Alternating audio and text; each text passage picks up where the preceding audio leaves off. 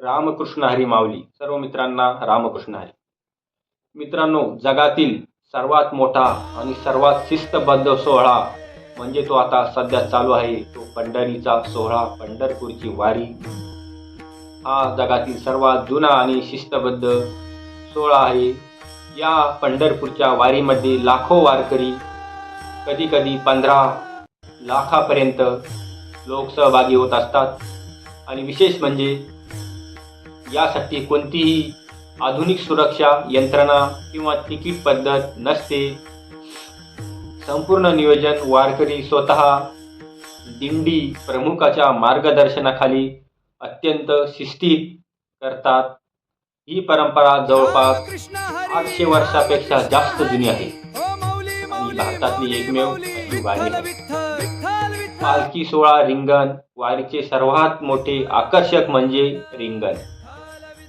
अश्व, घोडा. वारीच्या वाटेवर ठिकठिकाणी माऊलीच्या, संत ज्ञानेश्वर आणि संत तुकारामाच्या पालखीभोवती गोल रिंगणामध्ये तयार केले जाते आणि या रिंगणामध्ये माऊलीचा अश्व म्हणजे ते घोडा विनास्वार धावतो.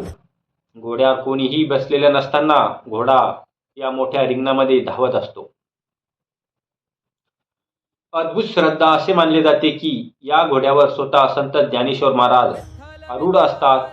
हा सोहळा पाहण्यासाठी लाखो डोळे आसुसलेले असतात आणि रिंगण संपताच घोड्याच्या टापाची माती कपाळाला लावण्यासाठी वारकऱ्याची गर्दी होते. कुंडलिक वरदे हरिविठ्ठल आणि टाळ मृदंगाचा गजर. पाया पडण्याची अनोखी पद्धत. वारीमध्ये कोणतेही एकमेकांच्या पाया पडत नाही, तर प्रत्येकजण एकमेकांना माऊली म्हणून चरणाशी स्पर्श करते. स्त्री असो या माणूस, सर्वांना माऊली या नावानेच हाक मारल्या जाते. इथे श्रीमंत गरीब, जात पात असा कोणताही भेदभाव उरत नाही. ज्ञानोबा तुकाराम शेकडो किलोमीटरचे अंतर चालताना वारकऱ्यांना थकवा जाणवू नये म्हणून टाळ, मृदुंग आणि ज्ञानोबा तुकाराम या भजनाचा गजर अखंड सुरू असतो. वारीचे 2 मुख्य मार्ग आहेत. वारी प्रामुख्याने 2 मोठ्या संतांच्या पालख्यासोबत निघतात. संत ज्ञानेश्वर महाराज पालखी आळंदी येथून निघते, तर संत तुकाराम महाराज पालखी देहू येथून निघत असते.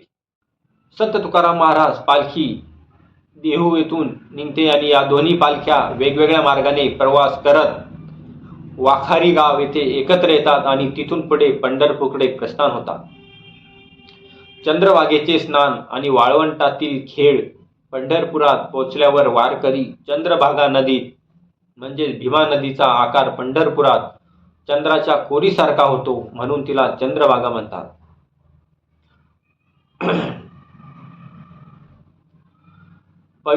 आणि या नदीमध्ये पवित्र स्नान करतात. नदीच्या वाळवंटात सर्व दिंड्या एकत्र येतात आणि तिथे फुगड्या, जिम्म्यासारखे पारंपरिक खेळ खेळतात आणि विठ्ठलाच्या दर्शनासाठी लोक मोठ्या आनंदाने एक एक रात्र आणि एक एक दिवस या लाईनमध्ये उभं राहून विठ्ठलाचं दर्शन घेतात आणि आनंद साजरा करतात. तेव्हाच तो आणि नंतर दुसऱ्या दिवशी आपल्या गावाला प्रस्थान होतात. असा हा जगातील सर्वात मोठा वारकरी सोहळा आपण आपल्या पंढरपूरला बघतो आणि तो सर्वांनी एकदा अनुभवला पाहिजे.